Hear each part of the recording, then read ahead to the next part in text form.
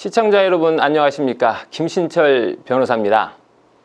회생이나 파산을 신청하시는 분들 중에 사건을 진행했을 때 불이익을 입게 되는 게 무엇인지 궁금해 하시는 분들이 많은데요. 그래서 오늘은 이 도산 절차를 진행했을 때 채무자나 또는 채무자의 가족이 입는 불이익에 관해서 한번 알아보겠습니다.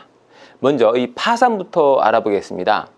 채무자가 파산을 신청해서 파산 선고가 내려지면 채무자는 파산자가 되는데요.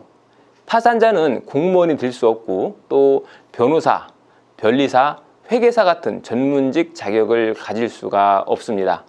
그래서 보통은 채무자가 파산이나 회생을 신청하는데 의사와 같은 전문직에 종사하는 분들의 경우에는 채권자들이 오히려 파산을 신청해서 채무자를 골탕 먹이려 하는 경우도 있습니다.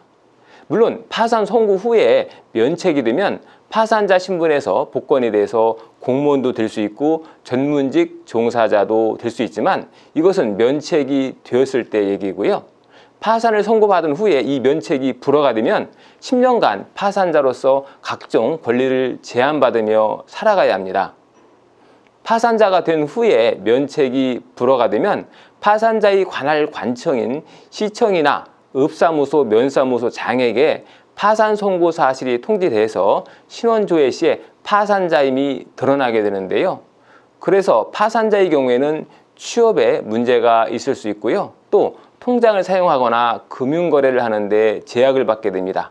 그래서 파산을 신청하시는 분들은 꼭 면책을 받을 수 있도록 사전에 철저히 준비를 하시는 것이 좋겠습니다. 파산자는 그렇다 치고 그러면 이 파산자의 가족은 불이익이 없을까요? 다행히도 이 파산자가 받게 되는 불이익은 파산자에게만 한정이 되고요. 파산자의 배우자나 가족이 받게 되는 법적 불이익은 없습니다. 이와 관련해서 자주 받는 질문이 있어서 참고로 말씀을 드리는데요.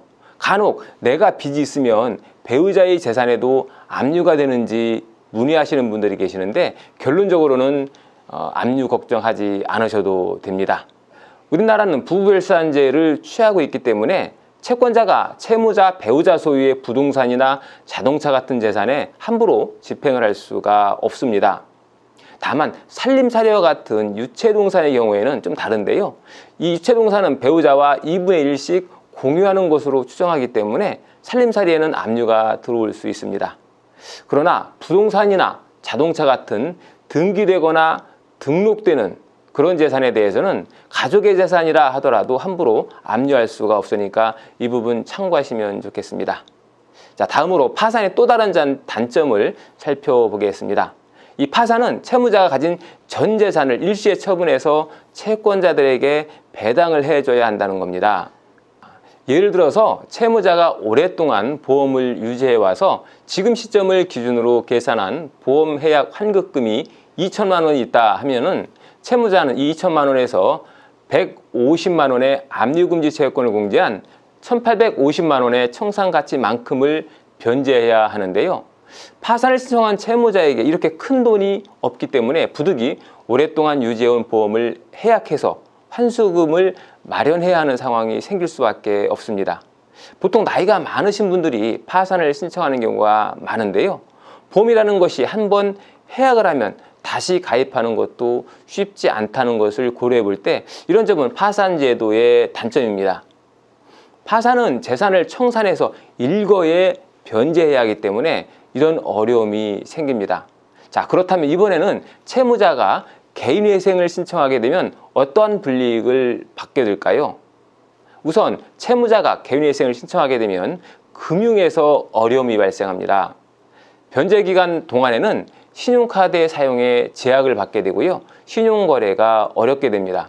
그리고 회생제도는 본인의 소득에서 최저 생계비를 제외한 나머지 금원을 정해진 기간 동안 매월 빠짐없이 납부해야만 면책을 받을 수 있는 제도죠. 그러다 보니까 현재 본인이 예상하고 있는 경제 상황보다 장래의 경제 상황이 더 나빠지게 된다라고 하면 최저 생계비 이하의 생활을 해야 하는 상황에 내몰릴 수 있다 하는 그런 단점이 있습니다. 모든 제도는 양면성을 가지고 있는데요. 이 파산과 회생 역시 장점만 있는 것이 아니라 단점도 있습니다. 그러니까 꼼꼼히 살펴보시고 선택하셔야 하겠습니다. 오늘은 개인 파산과 개인 회생을 신청했을 때 우리가 유의해야 할 단점들을 알아봤습니다. 김신철 변호사였습니다. 감사합니다.